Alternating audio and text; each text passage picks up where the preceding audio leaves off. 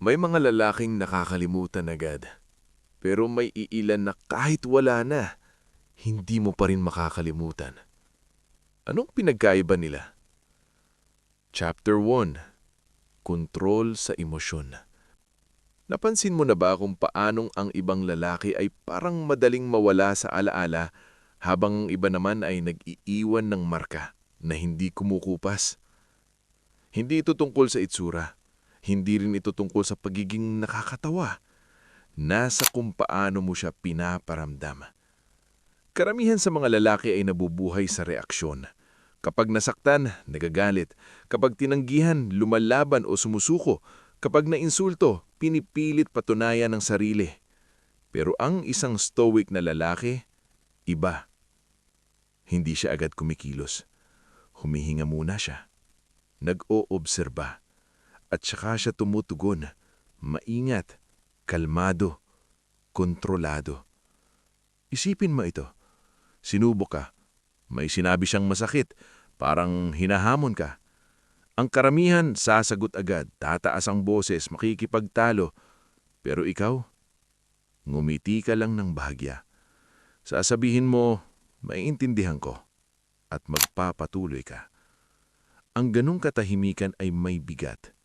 Hindi iyong kahinaan, iyon ay kontrol. Ang lalaking may kontrol sa emosyon ay hindi madaling matitinag.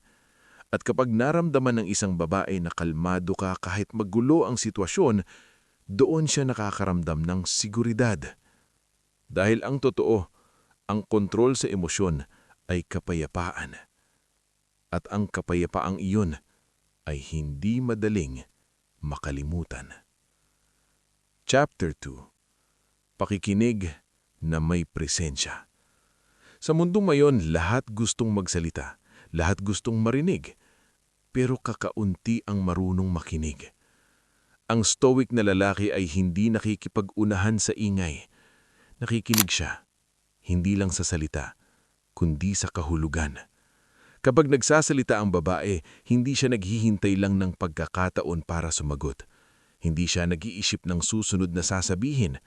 Hindi siya nag-i-interrupt. Naandyan lang siya, buo, tahimik, present. At sa simpleng presensyang iyon, may mensahe. Mahalaga ka. Sa mundong puno ng distractions, ang ganitong pakikinig ay bihira. At dahil bihira, tumatatak.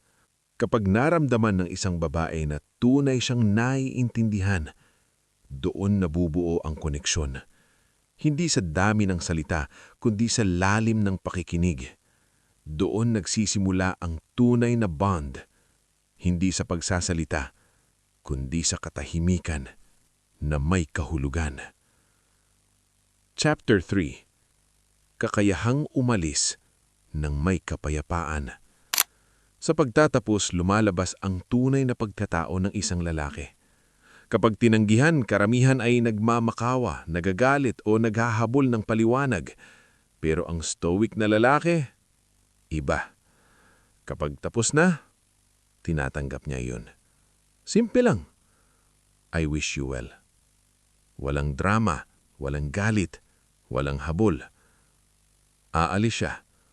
Tahimik, buo, at may dignidad.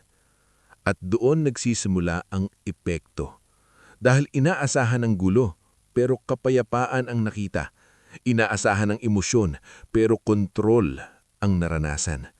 At sa isip niya, babalik iyon. Bakit siya ganun? Dahil ang lalaking marunong umalis ng maayos ay lalaking hindi nawawala sa sarili. At ang ganong klaseng lalaki ay hindi madaling makalimutan. Chapter 4. Buhay na may layunin. Ang isang stoic na lalaki ay hindi umiikot ang mundo sa ibang tao. May sarili siyang direksyon, may misyon, may ginagawa siyang makabuluhan araw-araw. Hindi siya madaling madistract, hindi siya humihinto lang para sa atensyon. At kapag nakita ito ng isang babae, may nagbabago. Naiintindihan niya na hindi siya ang sentro ng mundo mo. At dahil doon, mas tumataas ang respeto niya dahil ang lalaking may direksyon ay may kasigurasahan at ang kasigurasahan ay nagbibigay ng seguridad.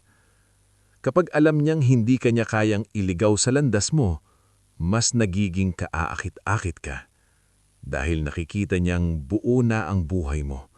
At kung gusto niyang maging bahagi nito, kailangan niyang paghirapan yon. Chapter 5. Presensyang nagdadala ng kapayapaan. Maraming relasyon ang nagsisimula sa excitement, kilig, passion, mataas na emosyon.